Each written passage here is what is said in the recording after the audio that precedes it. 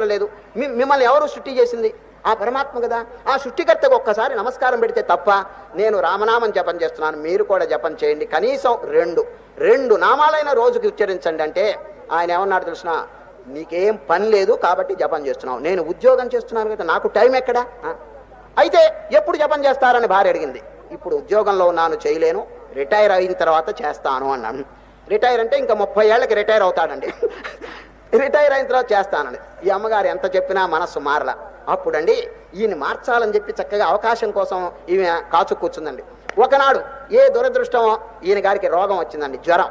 భర్త గారికి జ్వరం వచ్చింది, మంచం మీద పడ్డాడు. డాక్టర్ గారు వచ్చారు, నాడి చూచినారు, ఇది టెంపరేచర్ 103 ఉందండి. డాక్టర్ గారు భార్య గారి దగ్గర పెట్టుకుని వారితో ఏమండి, ఇదో ఈ సీసాలో మందు ఇస్తున్నాను, ఇప్పుడు ఒక డోసు, తర్వాత మధ్యాహ్నం, సాయంత్రం 3 సార్లు కనుక తాగితే ఈ జ్వరం పోతుంది అన్నాడు.